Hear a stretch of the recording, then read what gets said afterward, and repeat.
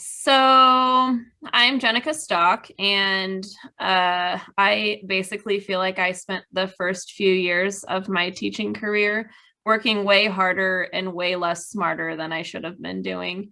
And I just really found that collaborating with other teachers has been a really good way to make sure that I am doing things a smarter way instead of harder. And it's just made my life a lot easier. And so, my hope from this discussion is to be able to share a few things that I've learned with you guys and have you guys be able to share some stuff as well if you have anything that's made your life easier. Because I believe all teachers need to be making their lives easier in some way, because I don't know what kind of teachers have really easy lives, but it's not me. And it's not Mr. Stock, my husband over there. So I know that for sure. So I have shared in the chat a Jamboard that I was hoping to use. Now, I will fully admit that this is my first time ever running a Jamboard. So I've used one before. So we'll see. Hopefully it works out. I believe I have given editing access to everyone. So if there's anything that you would like to add to the Jamboard, you can just click on these little sticky notes and you can add sticky notes. You can choose whatever color you would like. You can add pictures if you have a picture on your computer, or you can have text, a text box too, if you want to add anything. So feel free to add anything. This is for everyone to be able to have a place to see. Oh, thank you. To be able to see all of our teacher hacks and have a place to store them. So I was just going to start out with talking about a couple of computer hacks. Actually, the computer hack that started the idea for this session came from Josh Stock, who is participating. And that was, have you ever accidentally closed out of your browser and lost whatever tabs you were working in? And kind of freaked out because then you had to go find them all again. Well, apparently you can do this blue one here, Control Shift T will open back up the most recent browser tabs that you had open. Is that correct, Josh? It'll do all of them, right? Whatever one was open on your last browser. So I thought that was really cool. Even if you shut down your computer, as long as it was the last browser that you had open, it will open up your tabs. Like I just tried it out on my desktop and it opened it up. And if you press it multiple times, it will actually go through the tabs that you've closed out of. So it also works on a student device. So let's say they closed out of all of their tabs before you could walk over. You can open up their device and press Control Shift T and it will pull up all of their, I mean, not that they would ever get on Cool Math when they weren't supposed to. Never. Cool Math. But when you find out how to do that on an iPad, let me know. Okay. Thanks. All right. Also, so that's kind of a little bit of a lifesaver computer hack, but my very favorite one is Control Z, which is undo. I can undo anything. If I accidentally deleted my entire test that I was working on making, I can Control Z it and pull it all back up. I learned this one when I was a graphic design major and would accidentally delete all of my work that I worked really hard on. So this one's a big lifesaver for me. One thing that I do every morning, which I have a lot of tabs open right now, but every single morning I know that I'm going to need 3 tabs at least for the day. And I'm going to need a Google tab to get into my Google account, my attendance and lunch count tab, and CNN 10 we watch every morning. And so I don't want to have to go find those every day. So in your settings on Google Chrome, let's see if I can do this real quick. In settings in Google Chrome, you can go to the You and Google tab. And if you go down to on startup, you can click on open specific pages or set of pages. And so every single time I open up my new Google browser, I've set it up so that I can have it open these specific pages. So if you have like 5 or 6 pages that you work in throughout the entire day and you know you're going to need them, this is something I would recommend setting up. Just makes your life a little bit easier in the morning. Good job, Mommy. I see my children. Hi. Oh, she's doing a good job. You're doing a great job. Oh, thank you. You didn't brush your hair this morning though, so dang it. Daddy was in charge this morning, so the hair didn't get brushed. It's Sunday. Yeah.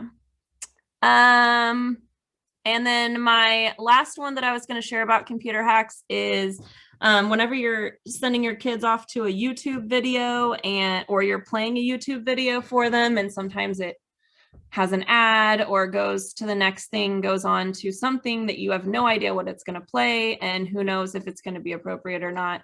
Well, you can embed those YouTube videos into PowerPoints and into Google Slides, and it doesn't do any of the ads, and it doesn't move on to anything else at the end. So that has been very helpful. And so I'm not very good at monitoring the chat here. I don't even know how to find my chat right now. Oh, there it is. Okay. So I was hoping anybody else might have something that they would like to add for a computer hack that you have really enjoyed, and I can either add it to the Jamboard or you can add it to the Jamboard.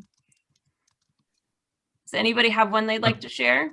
Yeah, I was going to say, along with adding videos to Google Slides, I create, like, anytime I start a new unit, I create a Google slide. And then I've started adding the YouTube videos I show in class to that Google slide, so that next year, whenever I pull it up, it's got all of the videos in it.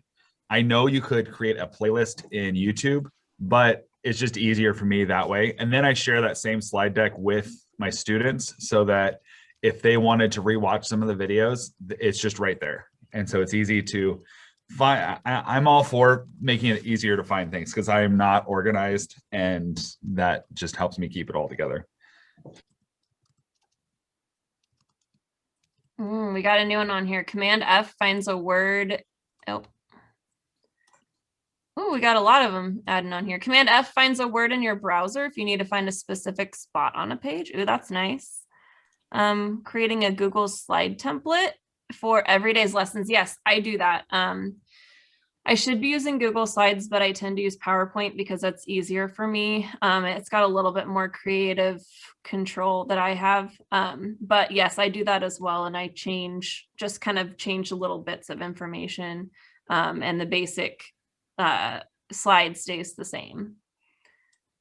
Pinning tabs on Chrome, they always come up, or you can make folders. So how do you make, somebody was saying something in the chat about alternate desktops. Was that Kelly? Yeah. How do you do that? So I know it probably exists for Chromebooks and other models, but on a Mac, if you put 3 fingers on the touchpad and you push up, you can it'll show you desktop 1 and desktop 2. And so I know several of my colleagues who are Chrome tab junkies, they have hundreds open.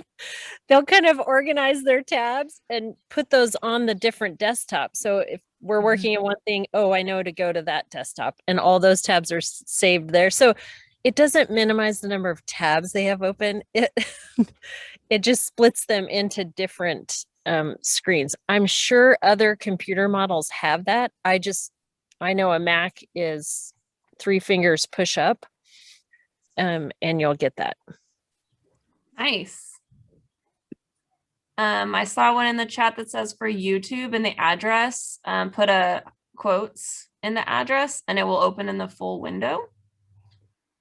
That's nice. I don't think it was quotes. I think it's the dash in the middle, right? Oh, yes. Yeah, Thank between, you. yeah. Thanks for checking that. I just added that there. Okay. Anybody else have anything for computer hacks before we move on to the next one? I have one more, and I don't know if I can. Oh, nope, I can't share.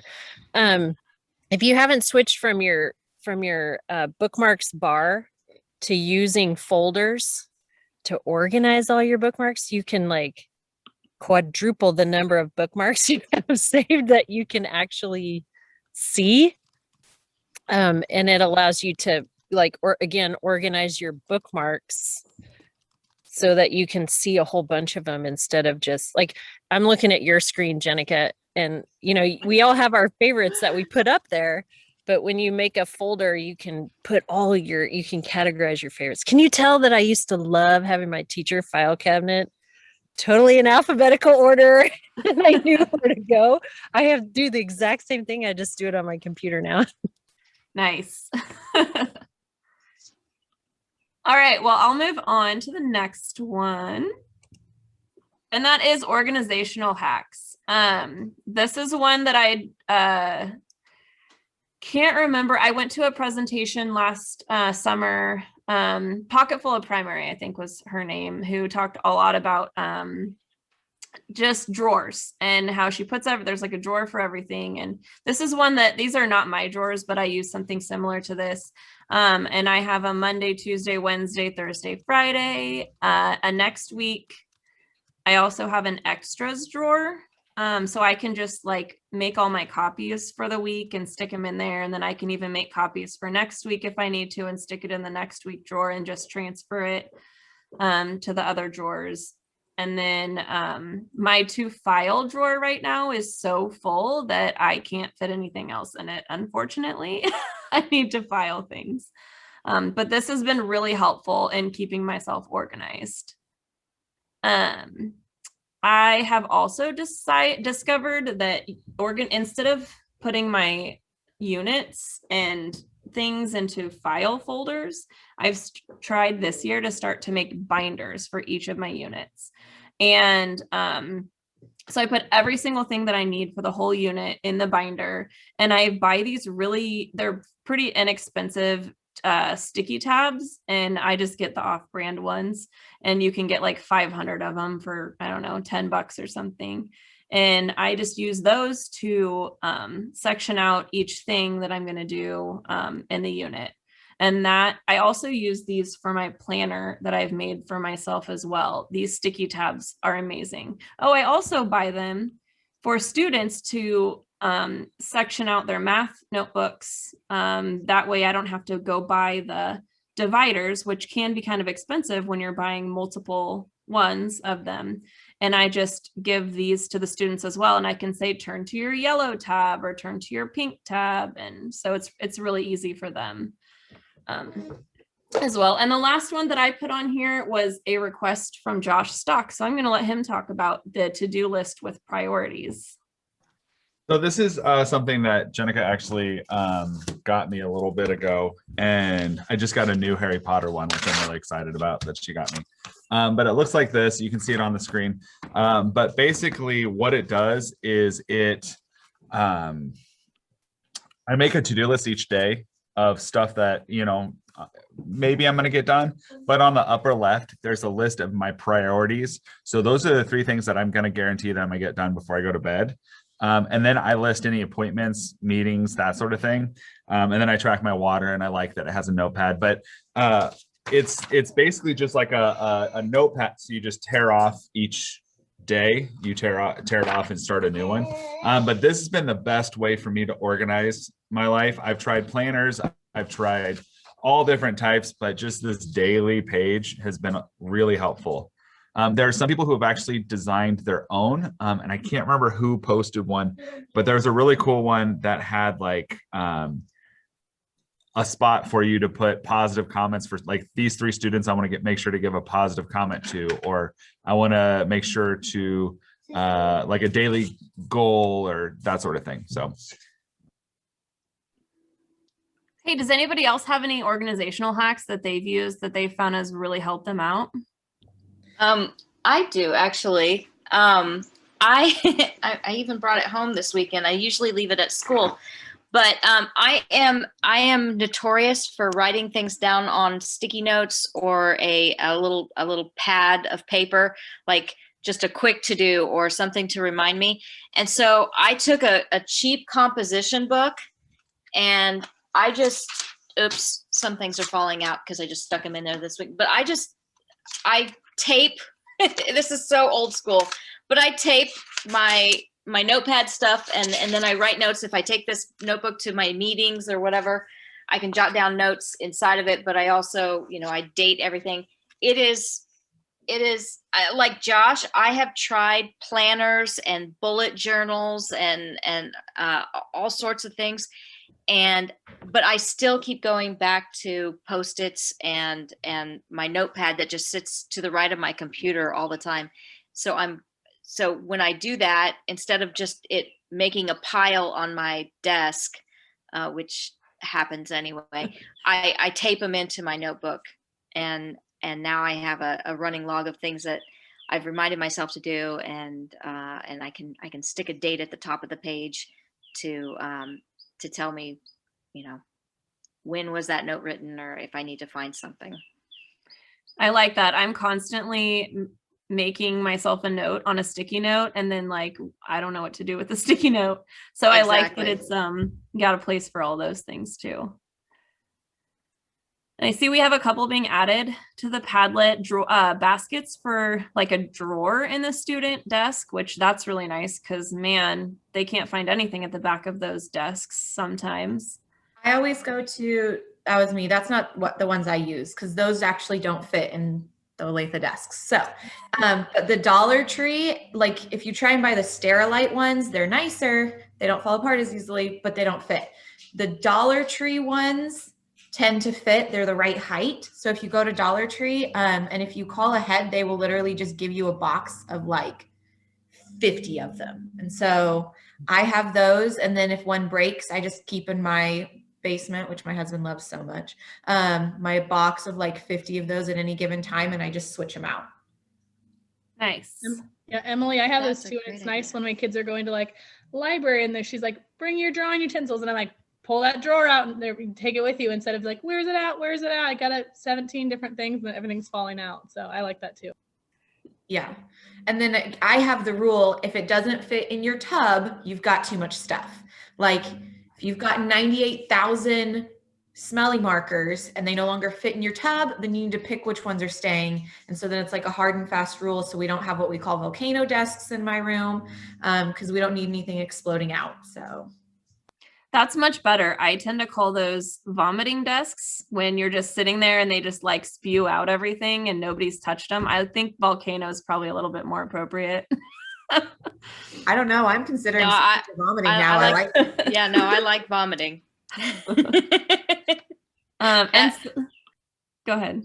Oh, I was just going to say that was me as a child. Somebody also added doing email templates for parents, which I like that as well, because I am the worst at emailing parents. That would be a lot easier for me if I had some templates saved. And I know you can also you can set up emails and schedule them to be sent out later. I've never done that before, but I think that would be something if you have time, set up all your emails that you're going to need for on Monday and schedule them to go out or whatever. Yeah, that schedule email, that's those things where it pops into your head and maybe you don't want people to know you were working Saturday night at 11 p.m. Down, if you have Gmail, down at the bottom where it says send, right next to send is a little caret, and you hit that caret and it saves them to a folder that's over on the side that's called your scheduled. You can go in and change them if you need to or whatever, but that's a great way, when it comes to you, but somebody's busy or whatever it is, you hit that schedule and you can just stack them up when you have the time. Yeah, Outlook has the same feature. So next to the send button, there's the little caret that'll allow you to, if you push it, it'll allow you to schedule them as well. I do that all the time, Kelly, and it usually is in the middle of the night when it pops in my head and I'm, yeah. Does anybody else have any organizational hacks they'd like to share before we move on to the next one? I'm not. Sorry, Go ahead. you can go ahead. No, you go. Oh, thanks. So I use Reading A to Z all the time, especially to test my students and where they're at. So I use a binder, and then like the page cover, I don't know what they're called, like the things that you slip the paper in and they're like clear. Anyways, I print out like the story and then all the things that go with that, and I print multiple copies so that I could do multiple at a time, and then just pull them out, and then I can make more copies later. Then I divide it with the letter, and so I could just flip to the letter that I want and then pull them out, and then they're ready. I like that. I think they're called page protectors. I also have discovered it has 3 ring holes to go in the binder, and it like unzips. So I can stick a whole piece of paper in it and my task cards that I need. So I'll stick this in the binder where I'm putting my unit plans and just make the task cards ahead of time and stick it in there. And it's pretty heavy duty. I just got them on Amazon, but they're really nice too. I just added a picture of these, like, I call them pouches that I used this year. So I always did community supplies, but with COVID, had to keep things clean and separate and all of that. So I got these pouches, and they're really nice because they're large enough that a notebook can fit inside of them. And they came in all these different colors. So then I had them color coded. So it was easy for me to organize, like what students had what color for different groups and different topics and things like that. But they're really durable, and students were able to keep materials in there where, okay, we can't share these anymore. So they had their own little system. It was quite nice, and it helped them stay really organized.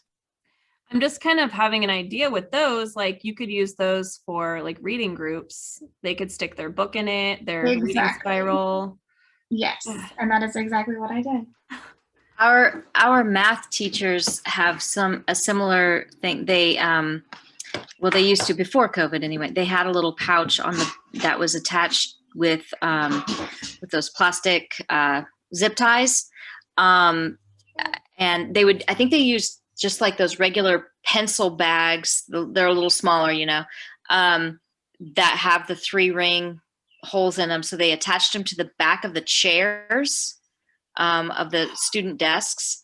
And that's where they would keep like the calculator or a little scratch paper or extra pencils or things like that. And so the students had them right there attached to their to the backs of their chairs. I don't know, some desks it works with and some it doesn't, but zip ties are a fabulous tool for organization. I like that. I saw also creating video templates to make it easier to send out videos, for example, in an intro and an outro, or a reminder that goes in every video. Did Josh Stock put that on there? Huh. I wonder. Writer of Awesome Sauce videos for the classroom. That sounds pretty awesome, Sauce. Yeah. I like that. So last we created a lot of lessons for our continuous learning last spring, and I was in charge of editing the videos. And what I did is, like, we had a beginning of each video started with a reminder to log into Access 360 and like a reminder to turn closed captioning on. So you can create a template video file, and then when you make your videos, you just plug in whatever the middle of that video is going to be, and then you can it just saves you from having to recreate that every time. All right. Any other organizational hacks before we move on? I am a special educator, like a special ed teacher. And I like to organize their data by giving them each a different binder. And I mean, it doesn't have to be a binder. It could just be a folder with the prongs or whatever you want. And I have a template for all of them.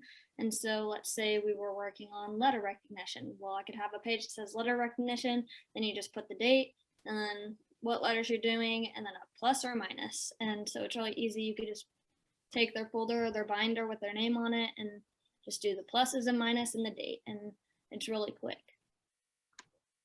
I like that. I'm also thinking like in the regular class, I don't know how to gen ed classroom where we have many different subjects. What if we could do like a different folder for each subject to keep their data in, and just have like lists of the students or a page for each student in the folder? I don't know. I like that.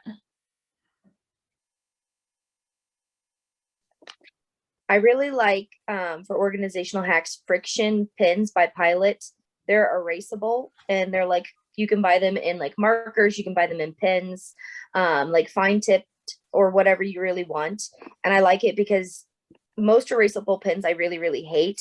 But these, like when you go to like do your lesson plans and then, admin says like, oh, we need you to do this on Wednesday, and then it throws your whole week off. It makes it so easy to just erase things, but still be able to color code. So friction pens by Pilot, I really like those. That actually is a really good transition to our next thing, because I have something on color coding your lessons and having to erase them as well. Because as teachers, we know we have to be so flexible. If you're not flexible, that's going to be a problem. So I have found this year especially that I have been erasing so many things out of my planner, and erasing and moving and erasing and moving. And I was finding it was so hard to plan anything ahead of time, because I didn't want to plan a couple weeks ahead and then have to erase all of those things in that week. So I have started using sticky notes. I just got these cheap little sticky notes, not even Post-it brand, off Amazon, and I got one in each of the colors. I have certain colors that I associate with my subjects for some reason. That's my brain. So all my math lessons are in purple, all the reading are in blue, and so on. And so anytime we ran out of time or I have to fit something else in, I can just pick up all the sticky notes and move them down one day or 2 days, and I've had to do it so many times. Yes, because I always wrote in pencil because I knew I was going to have to erase, but then that just got to be too much also. So I like that idea. So this year I'm fully remote, and we use Google Classroom, and we are using that not only as our method of instruction, the platform that we use, but also for our lesson planning itself. And what I really like is that gives you so much more flexibility as well, because you can just change dates on assignments, or make reuse an assignment and just say day 2, because you didn't get through as much of it as you wanted. And the cool thing with that too is, for example, I use Kami especially for math, so that the kids have the ability to write and edit, and I can. I always save our lesson plan as a PDF and upload it as a Kami file. And so I'm writing on it as I'm presenting. And the cool thing is, if I only get through half of that lesson and I reuse that assignment, it makes a new copy of that lesson plan, but saves all of my editing on it. So it's all still there, and I just pick up where I left off. So that's really cool and flexible. Did you say you use that with Google Classroom? Yes. One other thing I like about Google Classroom is you can post your assignments ahead of time, but then schedule them to be not active until you need them to be. Absolutely. And then it's really easy to organize as well, because like our district does not want us deleting anything. We have to keep everything for future reference, which could be really, really busy. But at the end of each week, I just create a new topic for that previous week, and I just change the topic for all the assignments to that new topic, and it all goes down to the bottom. And so really all the kids see is their assignments for each subject for that week, and they don't see things ahead either, because I did have issues before I figured out that you can schedule it not to assign until when you want it there. I had issues with a couple kids trying to go ahead and work ahead before they'd had the instruction. So yeah, that's a great feature too. Yeah. One other thing that I have discovered in Google Classroom is when you're like separating things out in topics. One thing I've started doing is tagging all of my each different subject with a certain color, because like I said before, I like to associate colors with my subjects for some reason. But if you go to this website, emojicopy.com, there's like a ton of emojis, and it's kind of a little ways down, but they have just these little circle, like different colors. And so I can just click on it, and you just click on copy. And then when you go to create your assignment, you just, Control V to paste it, or right click and paste before you put your assignment name. And then it just color codes the assignment for the students too, so they know which subject they're looking for. That's great. And it's a nice visual, especially if they missed something and have to go back and make it up and it's from last week. And now I have, 30 different assignments, all just under one topic, not separated out. So that would be a good way for them to be able to easily say, I'm looking for math. Oh, it's green. So let me look at the green ones. Yeah, that's a cool idea. Yeah. I've also started numbering my assignments, and putting the exact same number in the grade book, and I start over each quarter. But then I can tell the students, go to assignment number 3 or assignment number 6. Because if I say go to the assignment for chapter 2, they don't pay attention to that. So if they know I only have to worry about the first number, they're a lot more likely to go and find. Yeah, I don't do that exactly, but I always date every assignment.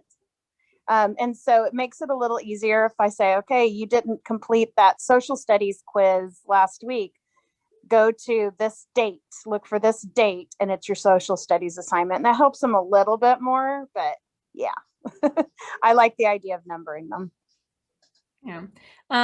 So another thing, this doesn't have to do with Google Classroom. Does anybody else have anything for Google Classroom that they wanted to share before I move on? Okay.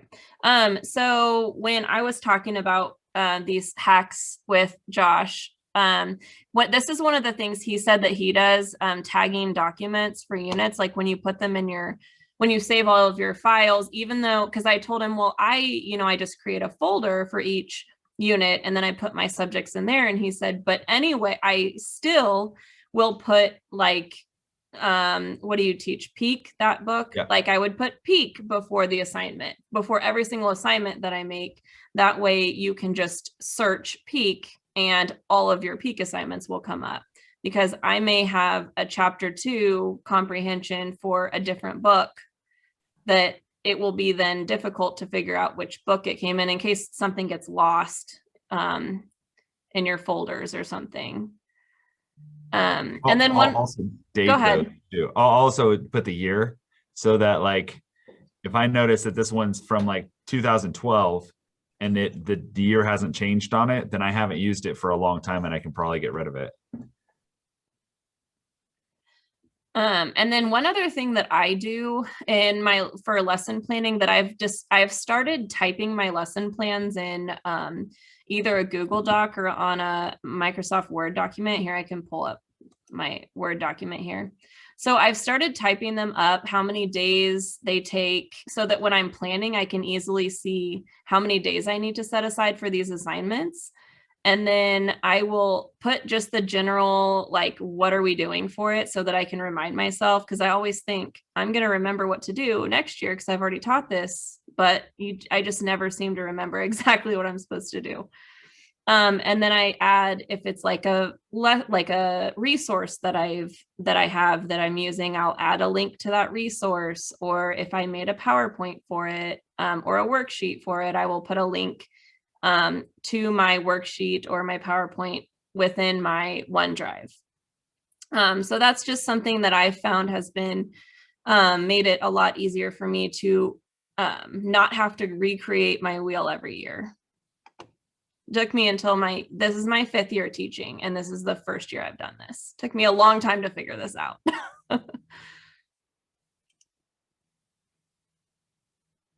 And that is all. Oh, wait, no, there was one more thing I was going to say for lesson planning hacks. My teammates and I are really good at sharing with each other. And so we will a lot of times create when we're planning our writing unit this year, we created a Google Doc that we were all editors on, and we could all sit there and add things to the Google Doc. So not only are we all getting the same information that we talked about, but we can all contribute to it. And you can also add hyperlinks to that as well, to the resources that you're planning on using. And then we also have created a shared Google Drive, so that we can just upload resources to that Google Drive, and we all just have access to it if we need it. So thank you for moving that, whoever did. That was hidden over there. So something my coworker and I do is, since we both teach 8th grade language arts and we're constantly planning and pretty much doing the same lessons, we may tweak it and do it a little bit differently, but we're actually in like a student in each other's classes. So like when one of us like maybe goes ahead and we write the assignment like up for the week, the other one can literally just copy and paste it into theirs. So that way it's like less, I mean, because if you're working together anyways, why not work smarter, not harder. So yeah, we do a lot of, sharing. We're students in each other's class. So that way we can just copy and paste. Yeah. And we will also, like for math, we have PowerPoints that we make. And then we have application problems that we write out, like little application mats to go with it. And so like one of us will make the PowerPoints, one of us will do the application problems, one of us will make sure everything gets sent to the print center. So we're all like contributing to making sure that we're all getting the same thing and not each having to do everything. It really helps to have a team that's helpful. Yeah, well, my team has a shared drive too. That's really helpful. When I have a substitute, I make a slide. So I like type out my lessons so they have a printed one, but I also make a slide. So I embed all the videos and any links, like we have class announcements too, so that they don't have to like keep coming back to a Word document or a Google document and finding the link. They just have to basically keep the slides in. And so like even worksheets that we might do, I'll scan them or take a PDF on my phone and I'll upload them to the slide. So they really only need that one slides to get through the day, besides any like physical books or anything that are in the classroom, but they can just kind of stay in that one document all day. Yes, I do that too. That has been very helpful. And then somebody also put on here PlanBook app. I've never used PlanBook app. Do you just type up your lesson plans? Is it just planbook.com? Is that? Yeah, I put that in there. It's just .com. Okay, I'll change that. And it's sorry about that. Fabulous. I will say, I mean, you do have to pay for it. It's very inexpensive. I used it up until this year just because since I'm doing everything in Google Classroom, that's my planning. But you have to front load it. So it takes a little while to get everything set up. But once it's there, it's really easy to use. You can color code. There's so much you can do with it. And every year you can bring over from the previous year. So if you have lessons or units or whatever that you do year to year to year, you can flow it into your current year. And it's perfect. You have snow days, you just click a little button and it bumps everything forward a day. I mean, it's super, super user friendly. I love it, but I would definitely say when you first get it, there's some front loading you have to do before it becomes easy. Yeah. I feel like it's that way with a lot of things with teaching. You have to be able to put the work in the beginning and then your life will get easier. 100%. Yeah. Does anybody else have anything for lesson planning hacks? Okay, I'll move on. Grading hacks. This one was actually recommended by Josh Stock, so I'm going to let him talk more than me. I'm the kind of person who has like piles of grading to do all the time because I don't get it done right away. So I need this. I need grading hacks. One thing I do try to do is I grade while the kids are testing, like during a math test. Every time one's turned in, I will like grade it so that I can, and I don't give them the right answer. I just circle the ones that are wrong, and I always give them another chance to fix it. So I can hand it back right then when they're still working on it. Or sometimes I'll go around and grade whatever's on their desk so they can see right then that they can need to fix something, or also when I get it back later, I only have one of the pages that I still need to grade because I've already graded the other pages while I was walking around. That's about the only thing I do to make my life easier with grading. You I want to talk, Josh? absolutely- Oh. Go ahead. I absolutely do the same thing as you. The interesting thing is I was trying to figure out how to do that this year remotely. And Oh. again, Cami became my best friend because typically I'll put kids in individual breakout rooms to do their work. And so, yes, you could have them share screen and show what they're doing, but I can only see one kid at a time. With Cami, you can actually see live what they're doing, and you can like make a little note on their paper or circle it on the computer. It's the coolest thing. And then if I have to sit down and, you know, remediate with a kid, like they totally blew it, they can have it pulled up, I can have it pulled up, and we can both be writing on the document at the same time. So it's like you're actually there. It's really cool, instantaneous feedback. So I love that. I've never used Cami before, but I keep hearing a lot about it. Oh my gosh, Cami has been a life changer, let me tell you. It is the most amazing extension and the kids love it. They can actually, like for math, this is the only way we're that successful with math in our class, because in the spring I was making slideshows and putting the worksheet as the background and inserting text boxes, and those would get moved and it was hard to read their stuff and they couldn't write on it. Now they could either type in text boxes, they can write on it. They can click the plus button at the bottom. They can add a blank page, lined paper, graph paper to show their work. It's really, really fabulous. It's the best thing. When I used to grade writing, as I would go through, kids would forget, like, why did you circle that word? Or why is there a question mark here? So I would set up my iPad or whatever and would record a video of me going through. So I could do it when a kid wasn't standing next to me, and they could go back and watch the video over and over, so that when I got that final draft, they had addressed every little thing, as opposed to like, I did the first thing you said, but I couldn't remember why you did this. And you can push out those recordings to them digitally. You don't have to fill up your computer with them. You can throw them on there. So that always saved me a ton of time. And it made sure that when their writing came back to me, everything had been addressed. Nice. I've started using the rubric feature in Google Classroom, which I hadn't used before. It is pretty easy to create the rubrics, and then hold on, Oliver. He's gonna throw something at me right now. So I use the rubrics, and what's nice is basically you can just, if the kids get full points on a different category in the rubric, all you have to do is click a button and it gives them full points, and it adds it all up, totals it all up for you. So I just go through, it's like a checklist. Okay, do they have 3 sentences here? Do they have an intro? Do they have transition words? And then in the comment section, I usually give them 2 or 3 things to go back and correct to earn more points. But that's been helpful, because then you're not having to assign like a percentage and then explain it all to them. They can see, okay, I lost points for not having an introduction, and then they can go back and fix it. So I do something similar, Josh. And I think you put like Loom is good. I use Mote, which is like an audio extension on Google Classroom. And so it's just audio, but like, it's a great way to just say like, hey, such and such, you did da da da da da, and you did fabulous with this, and you need to redo this. And the kids respond to it pretty well.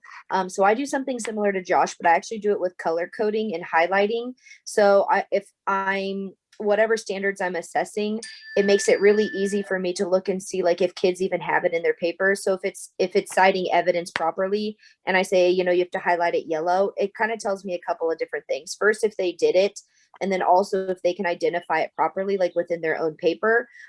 So I think it gives me more information than if I just read their paper. And then it makes it really easy when I give them those audio notes back, and I'll say like, hey, you highlighted this in yellow, but this isn't like, citing evidence. This is, whatever it may be. So that makes it easy for the kids to understand too.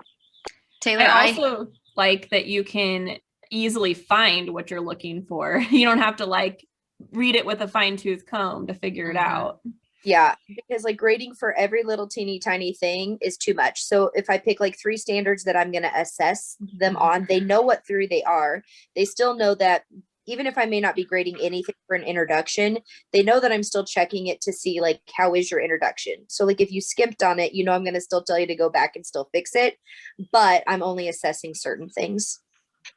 Yeah, Taylor, And- I did something similar, and I posted it in there because I taught ELA as well. And in fact, I would keep a poster on the wall that gave the color codes to them, and just said like, anytime you see orange, that's organization. Anytime you see, and I would also have them sometimes highlight their own. I also used Flipgrid or other video and like Turnitin has audio because I was secondary.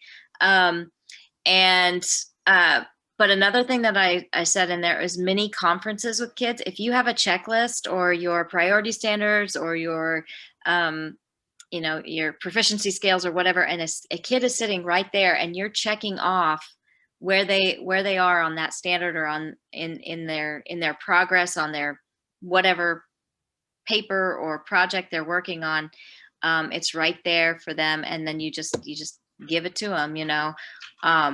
I used to actually have a stamp way back in the olden days when we graded for 6 traits.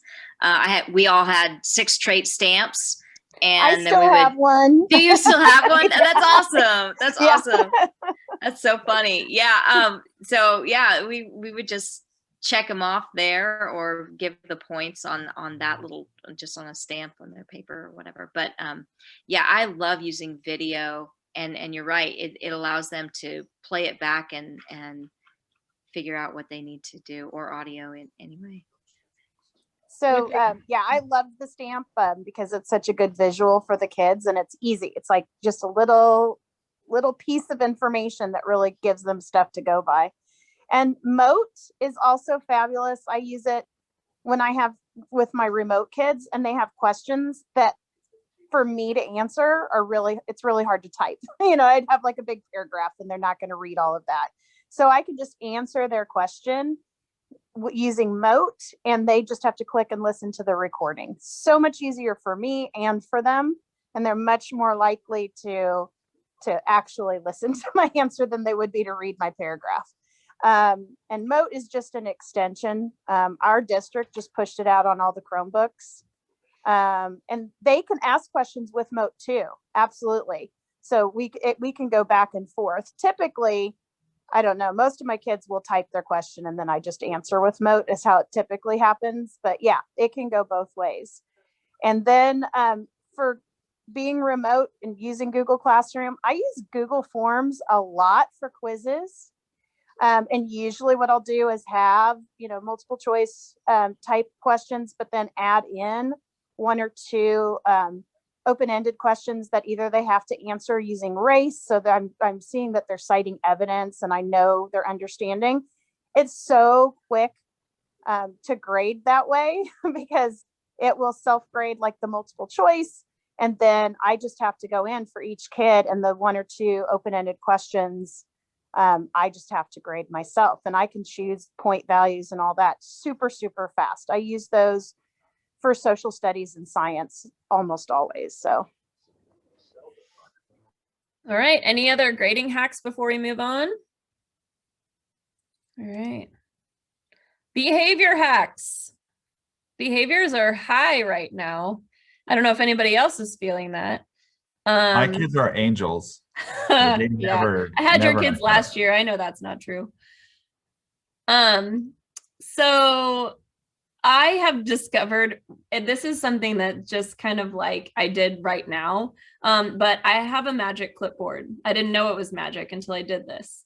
But I gave my kids like a really big, I told them it was going to be this really big reward. Like I'm going to buy pizza for them and they're for lunch, and then they're going to get like, they love drawing time and they love listening to music time. So they're also going to get that at a different time in the day if they can get this reward. And I said, it was like basically a week and a half. They had like Wednesday, Thursday of last week, and then they have until Wednesday of this week. And they can only get 3 tallies from me. If they have done, and we talked through what all these the behaviors they're doing in the classroom. We have a huge list of things they're doing that they shouldn't be doing. And if they're doing one of those things, I give them a tally, and they have the entire week, and they can only get 3 tallies or less from me for the entire time, or they don't get this reward. But they can also earn back their tallies. They can get tallies erased by doing something kind of above and beyond, something they didn't have to do, that nobody asked them to do, that's really good, and I will give them a star, and for every star they get tallies erased. So it's not like an impossible task if they've already gotten 3 tallies for the week. They can also erase those. But I've discovered that they are still, having some of the behaviors until I'm holding my clipboard, and then they stop. All I have to do is be holding the clipboard by them, and then they are angels. So I've been calling it my magic clipboard. I'm assuming it can be something done throughout the entire year. You would just have to have like a little bit of a smaller, you can't do like huge rewards every time. And it needs to be something that's probably not going to span an entire month.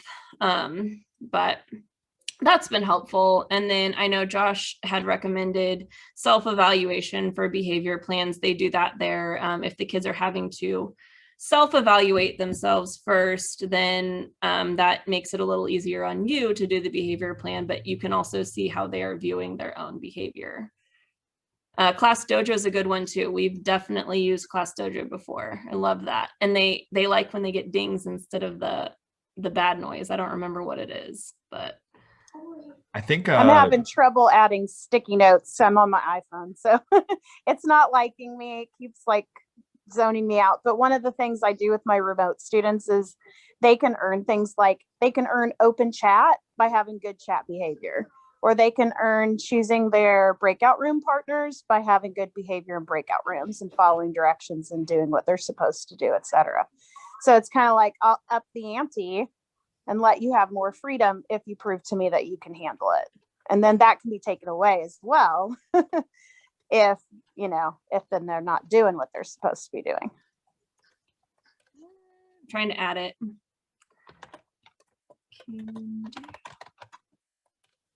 Positive behavior, I guess.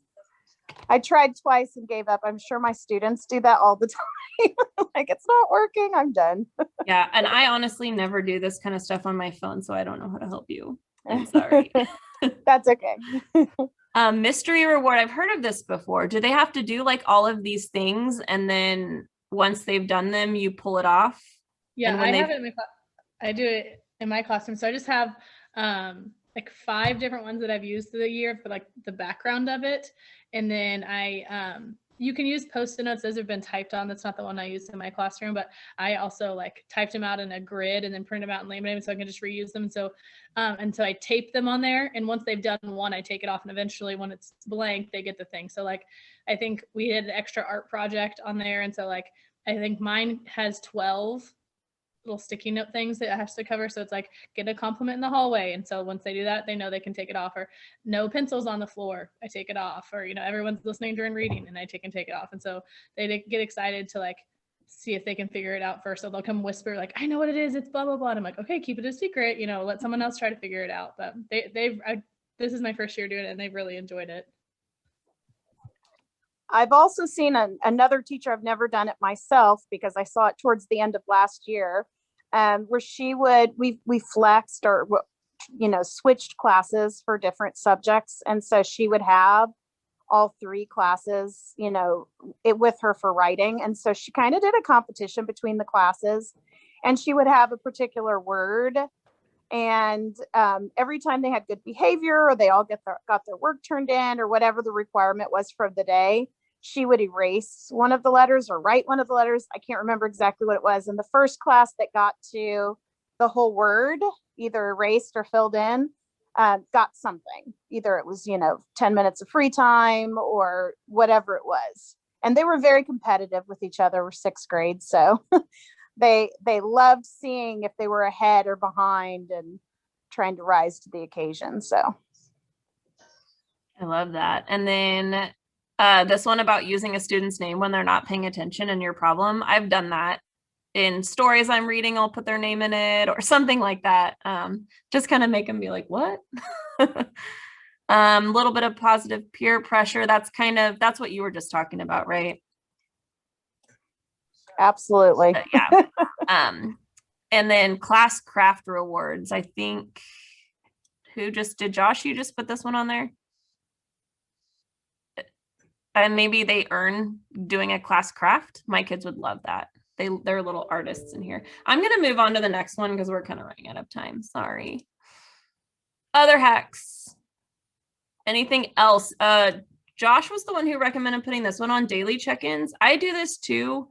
It just gives you a chance to like see how they are in the day. I just use a Google form and like options on how they're feeling. And they tell me something like, there's a question like, is there anything you want me to know today? Or, and then I just have some kind of other question that has to do with something we learned the day before. It's just kind of a quick check-in with them. You can see if someone's already angry in the morning, you already know that. So you can kind of deal with that and talk to them right away instead of letting it like feed into the rest of their day. A weekly or monthly video newsletter. So this was also recommended from Awesome Sauce. I got this from that book that Josh wrote. When he sends home his he does weekly newsletters. I do monthly newsletters. But instead of just sending home the newsletter, if you do like a video, just kind of recapping everything you wanted to put in it, then it's the parents are more likely to like maybe listen to that than to read through everything. And also I was thinking for my students, I have a lot of parents that don't read English or speak English very well. So them hearing it, a lot of times they can understand what you're saying. And so that's a little bit better for them to get that information. Looks like there's a virtual slideshow for the virtual file cabinet. So here, did you put this link in the chat? I did not, but I can. I'll do it right now. I got it. That I've actually used this year mostly for my students, and that kind of helps them know each day like what the special is, what materials do they need, but you could use it for literally anything that you can think of. It's really, really cool. I did not create it. This came from an awesome website on Facebook called Bitmoji Craze for Educators. And if you think it's just Bitmojis, like I was like, oh, okay. It's so much more. Like I've gotten virtual field trips from that site. I've gotten, breakout rooms. We had a day that should have been a snow day and wasn't. And so we found a virtual snowball fight on there. Like there's so much stuff and the people they just share. And so, yeah, it's a pretty awesome site. If you have a chance to go there, there's some really great interactives. Okay. Does anybody have any questions or anything else they'd like to share? Because we need to get moving on to the next session, I think. Ran out of time here. No. All right. Well, thank you guys so much for adding your expertise. I love getting all kinds of new hacks to use. I will maybe see you at the next session. Bye. Thank you. Thank you. Thanks so much.